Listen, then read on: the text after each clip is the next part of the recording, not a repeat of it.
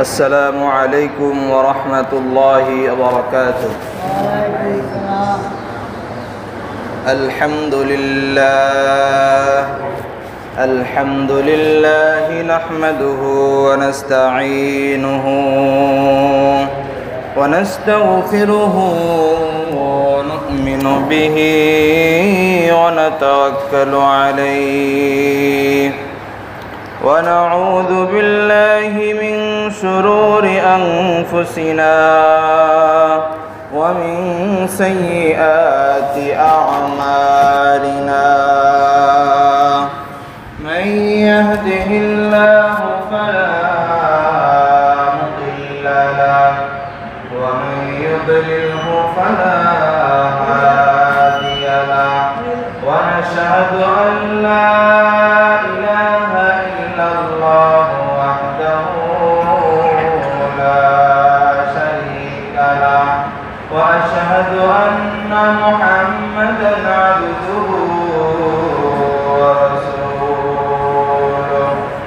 أما بعد فأعوذ بالله من الشيطان الرجيم. بسم الله الرحمن الرحيم. لله ملك السماوات والأرض يخلق ما يشاء يهب لمن يشاء إناثا ويهب لمن يشاء الذكور أو يزوجهم ذكرانا وإناثا ويجعل من يشاء عقيما إنه عليم قدير.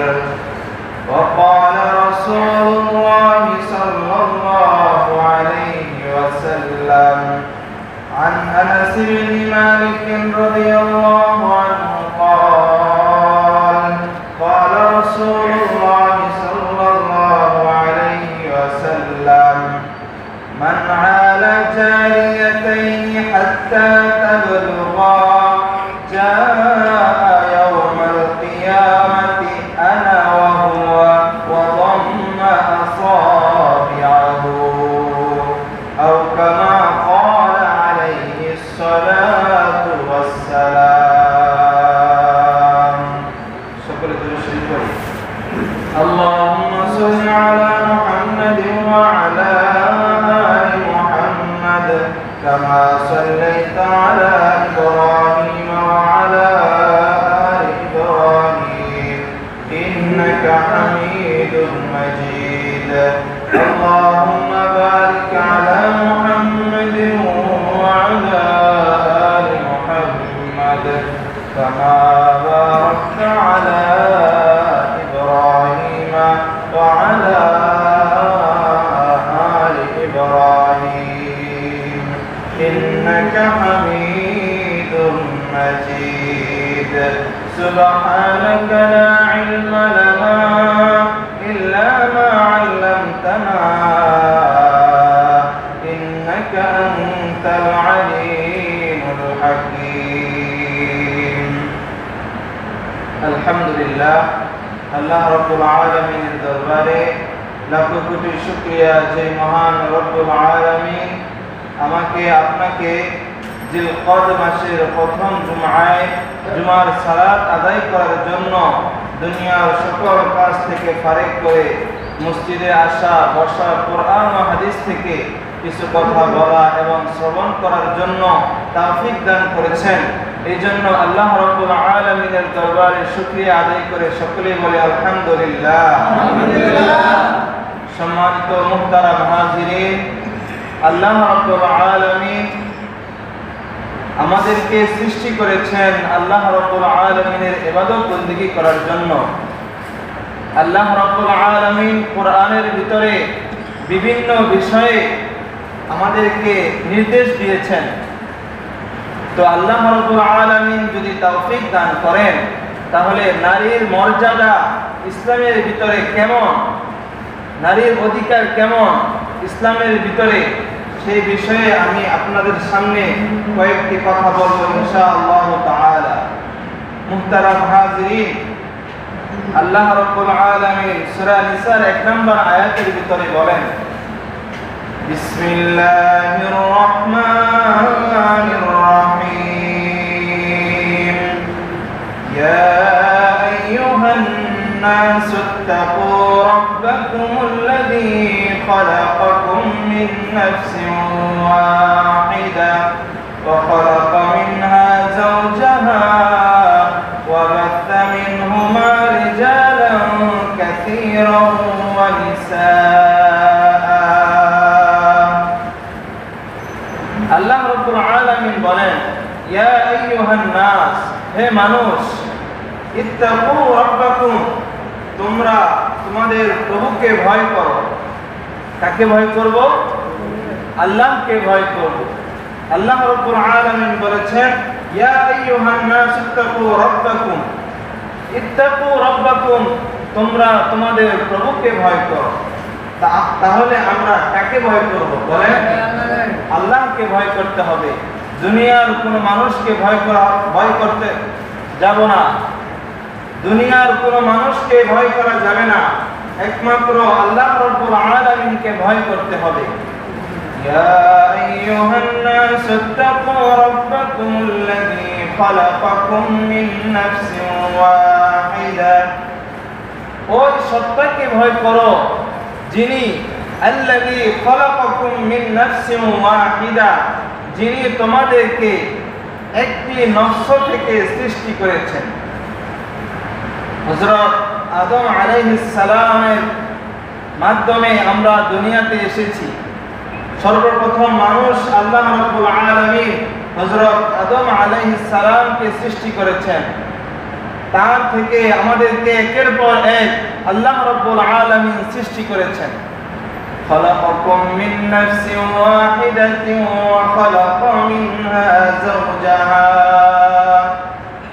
আল্লাহ রাব্বুল আলামিন হযরত আদম আলাইহিস সালামের মধ্য থেকে তার স্ত্রীকে সৃষ্টি করেছেন, হযরত হাওয়া আলাইহিস সালাতু ওয়াস সালামকে সৃষ্টি করেছেন।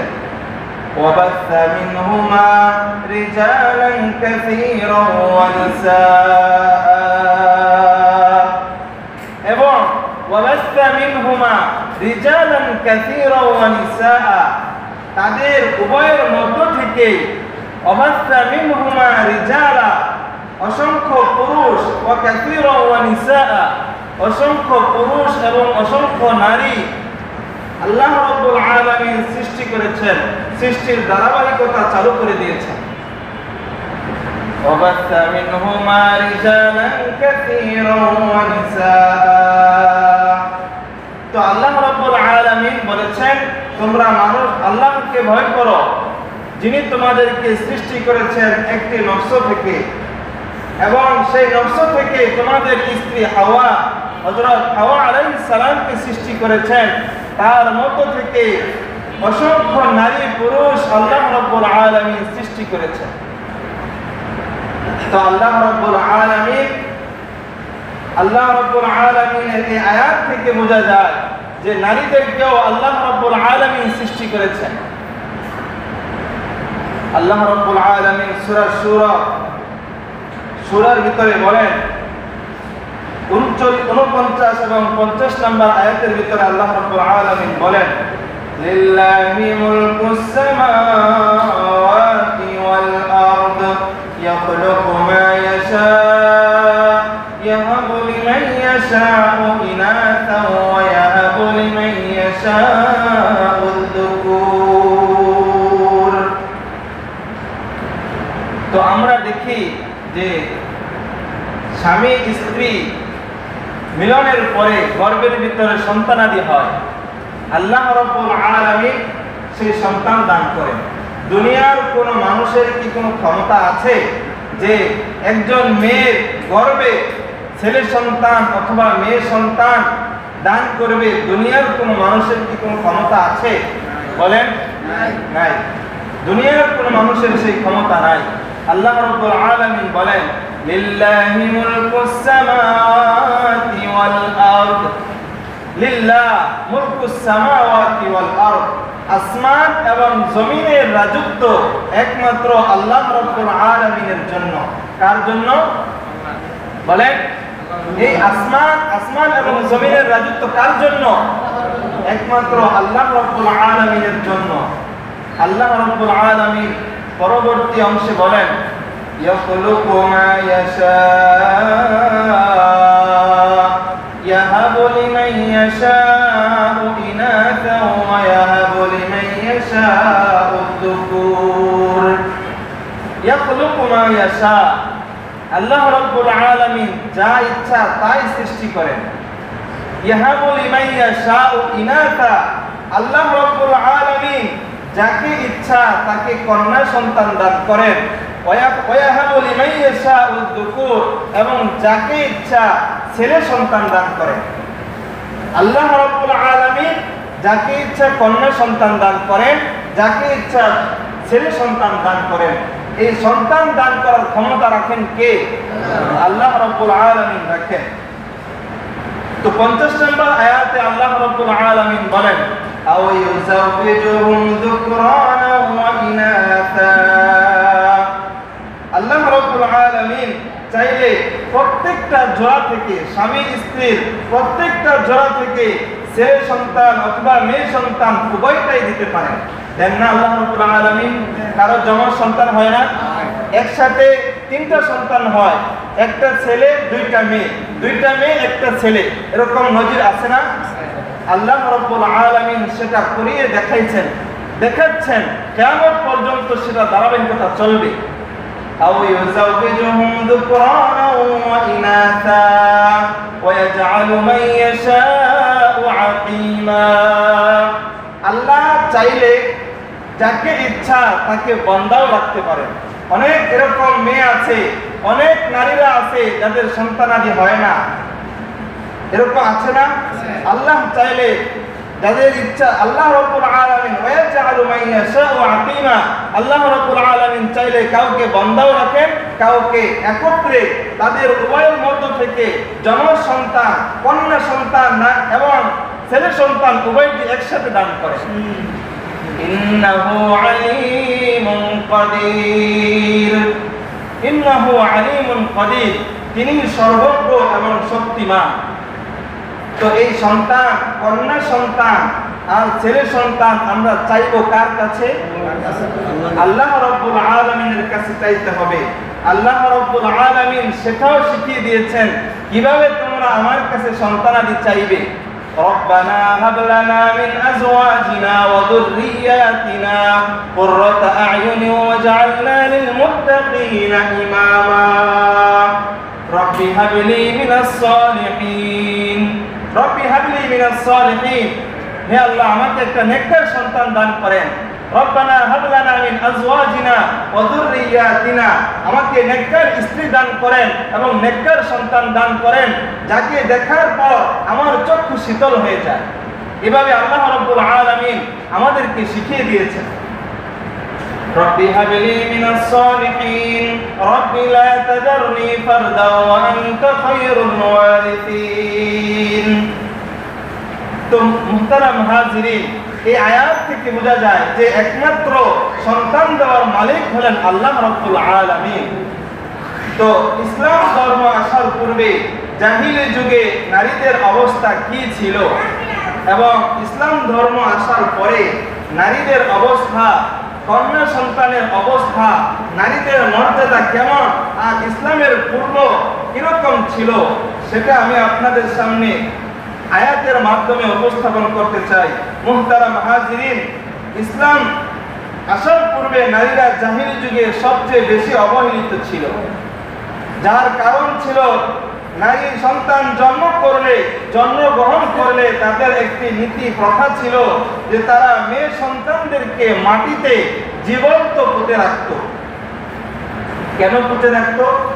আল্লাহ রাব্বুল আলামিন সূরা নাহলে 58 এবং 49 নম্বর আয়াতের ভিতরে বলেন وإذا بشر أحدهم بالأنثى ظل وجهه مسودا وهو كظيم। জাহিলি যুগে এই কথাটা ছিল যে তারা কন্যা সন্তানদেরকে জীবন্ত মাটিতে পুঁতে রাখত। বলেন না সাথে নাউজুবিল্লাহ। তো দেখেন আল্লাহ রাব্বুল আলামিন আয়াতের ভিতরে বলে দিয়েছেন ওয়াইদা বুশিরা আহাদুহুম বিল উনসা, যখন তাদের কাউকে কন্যা সন্তানের সুসংবাদ দেওয়া হয়, ওয়াইদা বুশিরা আহাদুহুম বিল উনসা যাল্লা ওয়াজহুহু মুসওয়াদ্দা, তখন তাদের চেহারা যাল্লা ওয়াজহুহু মুসওয়াদ্দা, চেহারা কালো হয়ে যায়। যাল্লা ওয়াজহুহু মুসওয়াদ্দা ওয়া হুয়া কাযীম, তখন তাদের চেহারা মলিন হয়ে যায় এবং মনে মনে দুঃখ কষ্ট পেতে থাকে। এটা ছিল ইসলাম ধর্ম আসার পূর্বের সময়ের কথা। وَإِذَا بُشِّرَ أَحَدُهُمْ بِالْأُنثَى ظَلَّ وَجْهُهُ مُسْوَدًّا وَهُوَ كَظِيمٌ يَتَوَارَى مِنَ الْقَوْمِ مِنْ سُوءِ مَا بُشِّرَ بِهِ, তারা এই সংবাদকে খারাপ মনে করে মানুষ থেকে লুকিয়ে বেড়াতো। ইয়াতাওয়ারা মিনাল কওম, তারা কওম থেকে এই যে কন্যা সন্তান তার হয়েছে, এই কন্যা সন্তান হওয়ার কারণে তারা লুকিয়ে রাখতো সংবাদটাকে।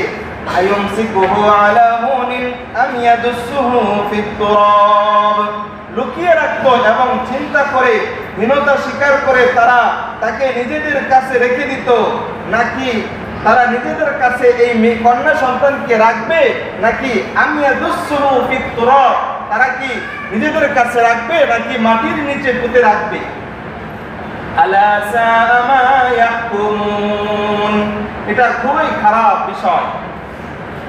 ওয়াইদা বুশিরা আহাদুহুম বিল উনসা যাল্লা ওয়াজহুহু মুসওয়াদ্দান ওয়া হুয়া কাযীম ইয়াতাওয়ারা মিনাল কওম মিন সুই মা বুশিরা বি আয়ুমসিকুহু আলা হুনিন আম ইয়াদুসুহু ফিত তুরাব। তো আল্লাহ রাব্বুল আলামিন ইসলাম পূর্বের এই অবস্থা ছিল। তো আরেকটা বিষয় এই দুই আয়াত থেকে বোঝা যায় যে কন্যা সন্তান মেয়ে সন্তান জন্মগ্রহণ করা তাদের নিকট ছিল তাদের একটা অস্তিত্বের সাথে লড়াই, তাদের বেঁচে থাকার একটা লড়াই, এটা তাদের সাথে একটা ছিল, তাদের ইজ্জতের লড়াই ছিল। কোন মেয়ে দুনিয়াতে আসবে তো বাপ দাদারা মনে করতো যে আমার ইজ্জত সম্মান সব শেষ হয়ে গেছে, তখনকার মানুষেরা সেটা মনে করত। এই কারণে তারা তাদেরকে মাটির নিচে পুঁতে ফেলত। বলেন না নাউজুবিল্লাহ।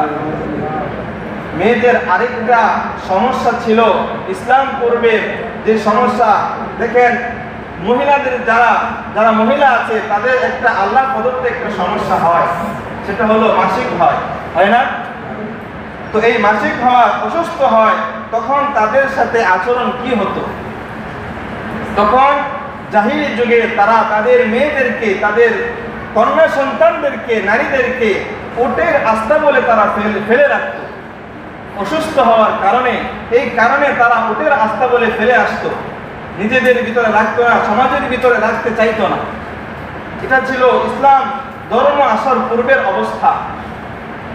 এক সাহাবী হযরত নবী করিম সাল্লাল্লাহু আলাইহি ওয়াসাল্লামের কাছে জিজ্ঞাসা করলেন, মুসলিম শরীফের 581 নম্বর হাদিস, হযরত আনাস রাদিয়াল্লাহু তাআলা আনহু নবী করিম সাল্লাল্লাহু আলাইহি ওয়াসাল্লামের কাছে আরবের অবস্থা তো এমন, তিনি জিজ্ঞাসা করলেন যে আরবের অবস্থা তো এমন যে ইহুদিরা মেয়েদেরকে এই অসুস্থ মাসিক হলে তারা রাখতে চায় না, তো এখন আমরা কি করব? তো নবী করিম সাল্লাল্লাহু আলাইহি ওয়াসাল্লাম এই ব্যাপারে জবাব দিলেন, ইসনাউ মা শি'তুম ইল্লা নিকাহ, ইসনাউ মা শি'তুম ইল্লা নিকাহ, বৈবাহিক সম্পর্কের যে সম্পর্কটা রয়েছে সেটা ছাড়া, বিশেষ মুহূর্তে যে সম্পর্কটা, সেটা ছাড়া তোমরা তাদের সাথে সব কিছু করতে পারবে। এটা ইসলাম আসার পরে এই সুন্দর বিধান আল্লাহর নবী মুহাম্মদুর রাসূলুল্লাহ সাল্লাল্লাহু আলাইহি ওয়াসাল্লাম উম্মতদেরকে জানিয়ে দিয়েছেন। মাসিক হলে সহবাস করা যায় না, কেননা এটা আল্লাহ প্রদত্ত একটা অসুস্থতা। এই কারণে আল্লাহর রাসূল সাল্লাল্লাহু আলাইহি ওয়াসাল্লাম বলে দিয়েছেন, ইসনাউ মা শি'তুম ইল্লা নিকাহ, বৈবাহিক সম্পর্কের দ্বারা যে সম্পর্কটা গঠিত হয় সেটা ছাড়া তোমরা সব করতে পারবে।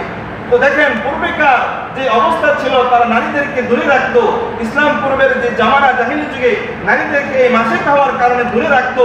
ইসলাম আসার পরে ইসলাম ধর্মের ভিতরে আল্লাহ রাসূল সাল্লাল্লাহু আলাইহি ওয়াসাল্লাম কত সুন্দর সমাধান দিয়েছেন যে বৈবাহিক সম্পর্কের সাথে যেটা হয় সেটা ছাড়া তোমরা চলাফেরা করতে পারবে, তোমাদের সাথে রাখতে পারবে। তো দেখেন ইসলাম আল্লাহ রাসূল সাল্লাল্লাহু আলাইহি ওয়াসাল্লাম আল্লাহ রাব্বুল আলামিন ইসলাম কত সুন্দর ব্যবস্থা আমাদেরকে দান করেছেন। মুহতারাম হাজিরিন, মুসলিম শরীফের 6579 নম্বর হাদিসের ভিতরে নবী করিম সাল্লাল্লাহু আলাইহি ওয়াসাল্লাম নারীদের মর্যাদা বর্ণনা করতে গিয়ে বলেন, عن أنس بن مالك رضي الله تعالى عنه قال قال رسول الله صلى الله عليه وسلم من عال جاريتين حتى تبلغا جاء يوم القيامة أنا وهو وضم أصابعه। নবী করিম সাল্লাল্লাহু আলাইহি ওয়াসাল্লাম বলেন, যেই ব্যক্তি দুটো কন্যা সন্তানকে বিবাহ পর্যন্ত লালন পালন করবে, বিবাহ দেওয়ার আগ পর্যন্ত লালন পালন করবে, হাত্তা ইয়াবলুগা তাবলুগা জাআ ইয়াউমাল কিয়ামা, নবী করিম সাল্লাল্লাহু আলাইহি ওয়াসাল্লাম বলেন, কিয়ামতের ময়দানে আনা ওয়া হুয়া, আমি এবং সে, যে ব্যক্তি দুই কন্যা সন্তানকে লালন পালন করেছে, আনা ওয়া হুয়া ওয়া দাম্মা আসাবিআহু, নবী করিম সাল্লাল্লাহু আলাইহি ওয়াসাল্লাম আঙ্গুলকে এভাবে করে দেখিয়েছেন যে আনা ওয়া হুয়া, যে ব্যক্তি দুইজন কন্যা সন্তানকে ভালোভাবে লালন পালন করবে বিবাহ পর্যন্ত, আমি নবী করিম সাল্লাল্লাহু আলাইহি ওয়াসাল্লাম এবং সে কিয়ামতের ময়দানে জান্নাতে এরকম একসাথে থাকবো। বলেন না সুবহানাল্লাহ। তো দেখেন আল্লাহ রাব্বুল আলামিন আল্লাহ রাসূল সাল্লাল্লাহু আলাইহি ওয়াসাল্লাম নারীদের মর্যাদা বর্ণনা করতে গিয়ে কত সুন্দর দৃষ্টান্ত দিয়েছেন। অন্য হাদিসের ভিতরে এসেছে আবু দাউদ শরীফের 5147 নম্বর হাদিস, عن أبي سعيد الخدري رضي الله تعالى عنه قال قال رسول الله صلى الله عليه وسلم من عال 3 بنات فأدبهن وزوجهن وأحسن إليهن فله الجنة।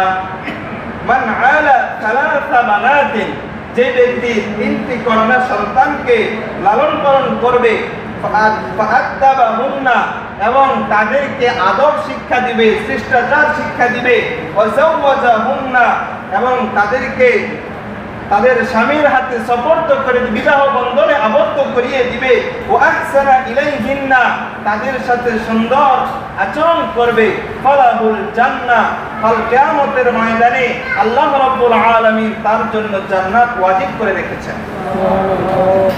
তো দেখেন কন্যা সন্তান, মেয়ে সন্তানের কত বরকত।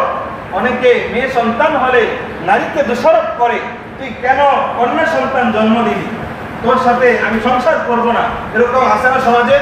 বলেন, এরকম করা থেকে আমাদেরকে বিরত থাকতে হবে। মুহতারাম হাজিরিন, আরেক হাদিসের ভিতরে এসেছে, এক সাহাবী নবী করিম সাল্লাল্লাহু আলাইহি ওয়াসাল্লাম নারীদের মর্যাদা সম্পর্কে জিজ্ঞাসা করার ক্ষেত্রে বলেছেন, হে আল্লাহর রাসূল, মান আহাক্কা বিহুসনি সাহাবাতি, আমার কাছে উত্তম আচরণ পাওয়ার অধিক হকদার কে? তো নবী করিম সাল্লাল্লাহু আলাইহি ওয়াসাল্লাম জবাবে বলেছেন, উম্মুকা উম্মুকা উম্মুকা, এরকম 3 বার বলেছেন, তোমার মা তোমার মা তোমার মা, তারপর গিয়ে বলেছেন তোমার বাবা। তো দেখেন 3 বার নবী করিম সাল্লাল্লাহু আলাইহি ওয়াসাল্লাম বলেছেন অধিক সুন্দর আচরণ পাওয়ার হকদার রাখে তোমার মা। তো মা জাতিকে আল্লাহ রাব্বুল আলামিন কতটা মর্যাদাপূর্ণ করেছেন। অন্য আয়াতে আল্লাহ রাব্বুল আলামিন বলেন, ওয়াসাইনাল ইনসানা বিওয়ালিদাইহি ইহসানা, আমি মানুষদেরকে আদেশ করেছি তোমরা তোমাদের মা বাবার সাথে ভালো আচরণ করো। আরেক হাদিসে এসেছে, قال رسول الله صلى الله عليه وسلم الجنة تحت أقدام الأمهات الجنة تحت أقدام الأمهات, তোমাদের মায়েদের পায়ের নিচে তোমাদের সন্তানের বেহেশত। মা জাতির পায়ের নিচে সন্তানের জন্য বেহেশত রাখা হয়েছে, জান্নাত রাখা হয়েছে, সেটা কিন্তু পুরুষের ক্ষেত্রে বলা হয় নাই। তো মা জাতিদের কত মর্যাদা আল্লাহ নবী মুহাম্মদ রাসূলুল্লাহ সাল্লাল্লাহু আলাইহি ওয়াসাল্লাম বর্ণনা করেছেন। এই সকল আয়াত ও হাদিস দ্বারা বোঝা যায় ইসলাম পূর্বের নারীদের মর্যাদা কেমন ছিল এবং ইসলাম ধর্ম আসার পরে নারীদের মর্যাদা কেমন। তো মুহতারাম হাজিরিন, আমি আপনাদের সামনে যে বিষয়টা বলতে চাই, বর্তমান সময়ে অন্তর্বর্তীকালীন সরকারের উপদেষ্টা যারা আছে তারা অনেকগুলো কমিশন গঠন করেছে। বর্তমান আমরা ফেসবুক, ইউটিউবের ভিতরে দেখে থাকি এবং পত্র পত্রিকায় আমরা দেখে থাকি, বর্তমান নারী সংস্কার কমিশন নামে একটি কমিশন গঠন করা হয়েছে। শুনেছেন না সবাই? তো এই নারী সংস্কার কমিশন গঠন করুক, এতে আমাদের কোনো সমস্যা নাই। কিন্তু নারী সংস্কার কমিশন নামে কেউ যদি ইসলাম বিরোধী কোনো কথা বলে, কেউ যদি কোরআন সুন্নাহ বিরোধী, কোরআনের আইন বিরোধী কোনো কথা বলে, 98% মুসলমানের বাংলাদেশে কখনো এটা মেনে নেওয়া যাবে না। বলেন, মেনে নেওয়া যাবে? 98% মুসলমানের এই বাংলাদেশে কোরআন সুন্নাহ বিরোধী কোনো কমিশন, কোরআন সুন্নাহ বিরোধী, কোরআন বিরোধী, হাদিস বিরোধী কোনো কথা বলবে, এটা 98% মুসলমানের এই বাংলাদেশে কখনো মেনে নেওয়া যাবে না। মুহতারাম হাজিরিন, নারী সংস্কার কমিটি গঠন হয়েছে। এই নারী সংস্কারের নারীদের অধিকার নিয়ে কিছু কথা উল্লেখ করেছে, যেটা কোরআনের সাথে এবং হাদিসের সাথে সরাসরি কোরআনের বিরোধী। তারই কিছু দৃষ্টান্ত আমি আপনাদের সামনে উপস্থাপন করছি। তথাকথিত কিছু নারী তারা এমন কিছু বিষয়ে অন্তর্বর্তীকালীন সরকারের কাছে সুপারিশ করেছে যে বিষয়ে কোরআন বিরোধী আইন বাস্তবায়ন তারা এই বাংলাদেশে করতে চায়, যেটা কখনো সম্ভব নয়। মুহতারাম হাজিরিন, তারা এক নাম্বার যে বিষয়টা, অনেকগুলো বিষয় তারা সরকারের কাছে উপস্থাপন করেছে, তার মধ্যে কয়েকটি বিষয় আমি আপনাদের সামনে উপস্থাপন করছি। এক নাম্বার হলো, তারা একথা বোঝাতে চায় পিতার সম্পত্তিতে নারী পুরুষ সমান অধিকার পাবে। এটা নারী কমিশন, নারী সংস্কার কমিশন, তারা এটা এই বাংলার জমিনে বাস্তবায়ন করতে চায়, যেটা কোরআনের বিরোধী। সূরা নিসার 11 নম্বর আয়াতের সরাসরি বিরোধী। ইউসিকুমুল্লাহু ফি আওলাদিকুম, আল্লাহ রাব্বুল আলামিন তোমাদেরকে ওসিয়ত করেছেন, ফি আওলাদিকুম, তোমাদের সন্তানাদিদের ক্ষেত্রে, লিযযাকারি মিসলু হাযিল উনসায়াইন, সন্তান ছেলে সন্তান পাবে 2 ভাগ এবং কন্যা সন্তান পাবে 1 ভাগ। এটা কোরআন, আল্লাহ রাব্বুল আলামিন কোরআনের বিধান দিয়ে দিয়েছেন। আল ইয়াউমা আকমালতু লাকুম দীনাকুম, পরিপূর্ণ বিধান আল্লাহ রাব্বুল আলামিন কোরআনে দিয়ে দিয়েছেন। কিন্তু তথাকথিত কিছু নারী, উগ্রবাদী নারী, তারা নারী কমিশন নামে সারা এই দেশে, পশ্চিমা দেশের এজেন্ডা বাস্তবায়ন করার লক্ষ্যে তারা কোরআন বিরোধী এই কথা বাস্তবায়ন করতে চায়, যেটা কখনো সম্ভব নয়। 2 নম্বর বিষয়, বহু বিবাহ প্রথা বিলুপ্ত করতে চায়। নারী কমিশন সংস্কার যারা কমিশন গঠন করেছে, তারা বহু বিবাহ প্রথাকে বন্ধ করতে চায়, যেটা কোরআনের এই আয়াতের সাথে সরাসরি সাংঘর্ষিক। আল্লাহ রাব্বুল আলামিন বলেন, ফানকিহু মা তাবা লাকুম মিনান নিসাই মাসনা ওয়া থুলাথা ওয়া রুবা'। ফানকিহু মা তাবা লাকুম মিনান নিসা, তোমরা বিবাহ করো, মা তাবা লাকুম মিনান নিসা, নারীদের থেকে যাদেরকে ভালো লাগে, মিনান নিসাই মাসনা ওয়া থুলাথা ওয়া রুবা', 2টা, কেউ চাইলে 2টা বিবাহ করো, 3টা বিবাহ করো, 4টা পর্যন্ত আল্লাহ রাব্বুল আলামিন কোরআনের ভিতরে বিধান রেখেছেন। কিন্তু নারী সংস্কার কমিটি তারা বাস্তবায়ন করতে চায়, তারা এই কোরআনকে, এই কোরআনের আয়াতকে তারা চ্যালেঞ্জ করতে চায়, সরাসরি আল্লাহ রাব্বুল আলামিনের কোরআনের বিরোধী। 3 নাম্বার, নারীদের অসুস্থ হওয়া সম্পর্কে, মাসিক যেটা হয়, মাসিক হওয়াকে তারা বলে কুসংস্কার। বলেন, যে মাসিক হয় আল্লাহ প্রদত্ত একটা অসুস্থতা। ওয়াসআলুনাকা আনিল মাহিদ কুল হুয়া আযান ফা'তাজিলুন নিসা ফিল মাহিদ। কেননা এটা যখন মাসিক হয় তখন নারীরা অসুস্থ থাকে, তাদের কষ্ট হয়। কুল হুয়া আযান ফা'তাজিলুন নিসা ফিল মাহিদ। আল্লাহ রাব্বুল আলামিন বলেছেন, মানুষ আপনার কাছে হায়াত সম্পর্কে জিজ্ঞাসা করবে। ওয়াসআলুনাকা আনিল মাহিদ কুল হুয়া আযান ফা'তাজিলুন নিসা ফিল মাহিদ। সুতরাং যখন তাদের মাসিক হবে তখন আপনি মানুষদেরকে বলে দেন তারা যাতে করে তাদের স্ত্রীদের থাকে, তারা সহবাস না করে, একত্রিত না হয়। তারা নারী সংস্কার কমিটি তারা এটা বাস্তবায়ন করতে চায়, তারা একথা বলে এটা নাকি কুসংস্কার। বলেন না নাউযুবিল্লাহ। আরেকটা বিষয়, যৌন কর্মীদেরকে শ্রমিক হিসাবে তারা স্বীকৃতি দিতে চায়। পতিতালয়কে, পতিতা যারা মহিলা রয়েছে তাদেরকে তারা শ্রমিক হিসাবে স্বীকৃতি দিতে বাস্তবায়ন করার লক্ষ্যে সরকারের কাছে আবেদন করে। জানি না তারা কোন দেশের এজেন্ডা বাস্তবায়ন করতে বাংলাদেশে এসেছে। বাংলাদেশকে নষ্ট করার জন্য, বাংলাদেশের মুসলমানদেরকে ঈমান থেকে ঈমান হারা করার জন্য তারা এই পায়ে তারা চালাচ্ছে। এই জন্য আমাদের ঈমানি দায়িত্ব এই সকল এজেন্ডা বাস্তবায়ন করার বিরোধে আমাদেরকে রুখে দাঁড়াতে হবে। মুহতারাম হাজিরিন, আল্লাহ রাব্বুল আলামিন সূরা নূরের 2 নম্বর আয়াতের ভিতরে বলেন, আয-যানিয়াতু ওয়াজ-যানি ফাজলিদু কুল্লা ওয়াহিদিন মিনহুমা মিআতা জালদা। যারা নারী পুরুষ ব্যভিচারী, নারী ব্যভিচারী পুরুষ, তাদেরকে তোমরা পাথর মারো। ফাজলিদু কুল্লা ওয়াহিদিন মিনহুমা মিআতা জালদা। তাদেরকে তোমরা 100 বেত্রাঘাত করো। তো দেখেন আল্লাহ রাব্বুল আলামিন সরাসরি আয়াতের ভিতরে ব্যভিচারী নারী, ব্যভিচারী পুরুষদের সম্পর্কে আয়াত নাযিল করে বিধান বলে দিয়েছেন। তারপরে তারা এই কথা বলে তারা যৌন শ্রমিকদেরকে স্বীকৃতি দিতে চায়, শ্রম আইনে তারা স্বীকৃতি দিতে চায়। তো মুহতারাম হাজিরিন, এই সকল এজেন্ডা বাস্তবায়নের বিপক্ষে আমাদের ঈমানি দায়িত্ব হলো আমাদেরকে এই বাস্তবায়ন যাতে করতে না পারে এই জন্য আল্লাহ রাব্বুল আলামিনের ইসলাম, আল্লাহ রাব্বুল আলামিনের দ্বীন ও ইসলাম, এই বাংলাদেশে ইসলাম প্রতিষ্ঠা করার লক্ষ্যে আমাদের যা যা করণীয় দরকার আমাদের তাই করতে হবে। আল্লাহ রাব্বুল আলামিন আমাদের সকলকে এই কথাগুলোর উপর আমল করার তৌফিক দান করুক।